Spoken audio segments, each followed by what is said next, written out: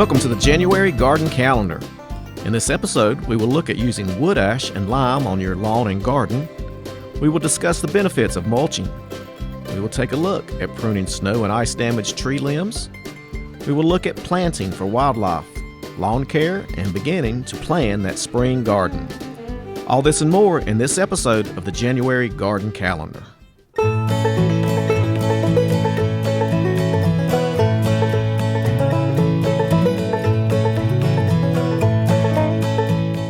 As far as fertilizing goes, use wood ashes on your vegetable garden, bulb beds, and non-acid loving plants if the pH of the soil is below 6.0. Also, adjust your soil's pH level with lime, sulfur, or whatever if needed. A soil test will show you what you need to do with your soil's pH.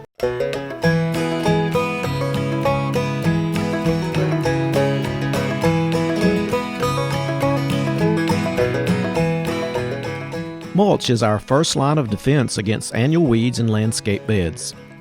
Mulches prevent weed seed germination and seedling establishment by excluding light. Weeds can emerge in mulch beds for several reasons. First, the mulch layer is too thin. Organic mulches break down and need to be replenished at least every 2 years here in North Carolina. Secondly, the weed seeds are possibly on top of the mulch. Think about it. When you purchase a grown container ornamental shrub, what are the roots growing in? Pine bark? In other words, mulch. Weeds will grow just fine in bark if the seeds germinate and if there is enough moisture. So replenishing mulch each winter helps by covering those crabgrass seeds that the mower blew into the bed last summer. Or thirdly, possibly the weeds are not coming from seeds. Many weeds propagate and spread vegetatively. For example, Bermuda grass and oxalis spread by rhizomes and stolons. Nutsedge germinates from tubers deep in the soil. These vegetative structures don't need light to germinate. Although mulches will not control all weeds, they do control most weeds. So get out there and put on a fresh layer so the weeds will not carpet your landscape beds in green this spring. Doesn't matter whether it is pine straw, pine bark, hardwood bark, cedar shavings, or other materials.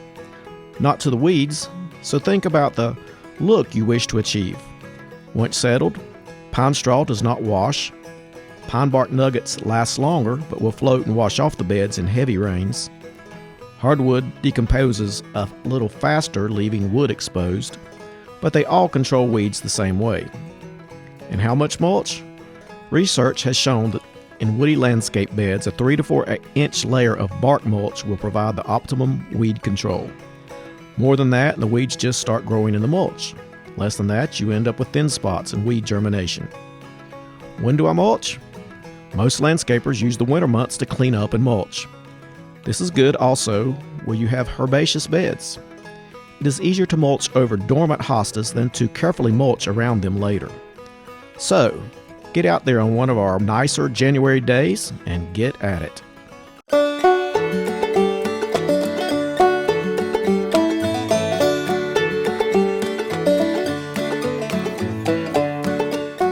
January is a good time to prune broken or undesired limbs from your shade trees. Just be sure to cut outside the limb collar so that they will heal properly. Also, think back to those overcrowded landscape beds. Now is a good time to remove your weed or undesirable trees or shrubs from your landscape.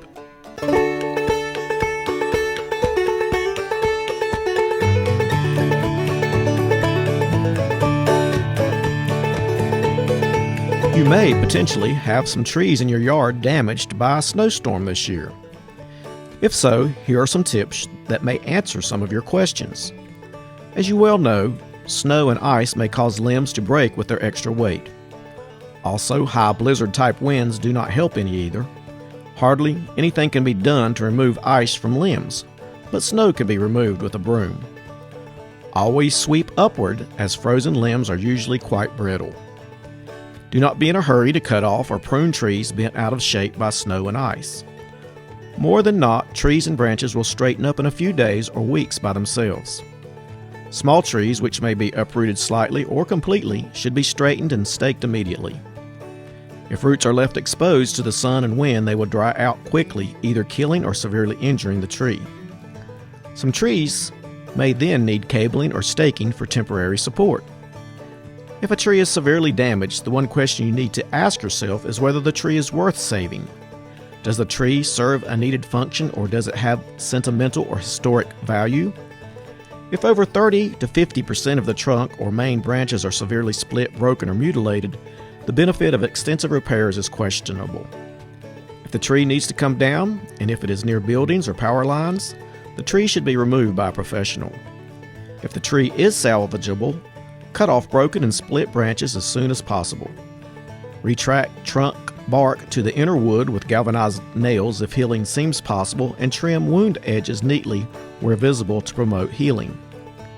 Remember to always remove broken branches and debris to eliminate breeding grounds for insects and diseases. Often damage is not immediately apparent. Unseen cracks may cause branches to droop when leaves come out on them in the spring. Also, root damage may not be revealed until twigs or branches in the upper crown begin dying after 2 or 3 growing seasons. And quite often, these stressed, dying, and dead trees attract insect pests such as bark beetles and borers. If this happens, quickly remove these insect-infested trees to reduce risk to nearby healthy trees. So good luck with your trees this winter, and if you do get some damage, maybe these tips will prove helpful.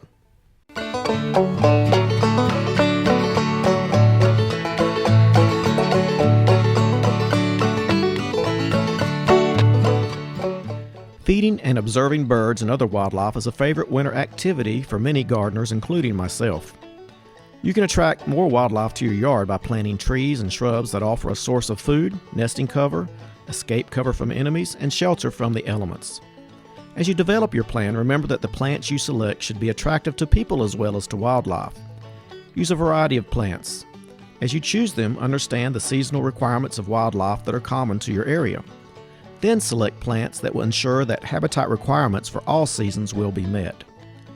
Some trees you may wish to consider are dogwoods, the Cornus florida or Cornus cusa, maples, oaks, ash, cherry, plum, hickory, crabapple, Washington hawthorn, and hollies, the American, the Foster, Nellie R. Stevens, all. A mixture of these trees will ensure a variety of both food and cover. Make sure your mixture contains some evergreens. Some good shrubs include blueberries, blackberries, viburnums, barberries, and burning bush. Remember to provide water. Water can be especially important in the winter when normal supplies may be frozen. During the warmer months, running water is especially attractive to birds.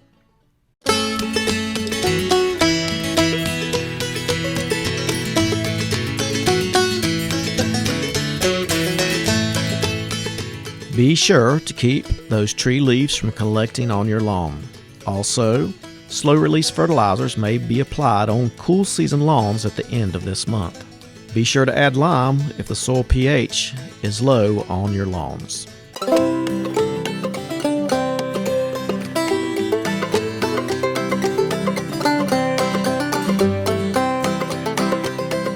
Order your small fruit plants like strawberry, blueberry, blackberry, raspberry, etc. for mid-March planting. Also, visit your local extension center for landscape and garden information for this upcoming spring. And prepare a spot in the vegetable garden for your early spring vegetables, possibly next month's planting, such as peas, cabbage, carrots, onions, potatoes, irishes, spinach, and turnips.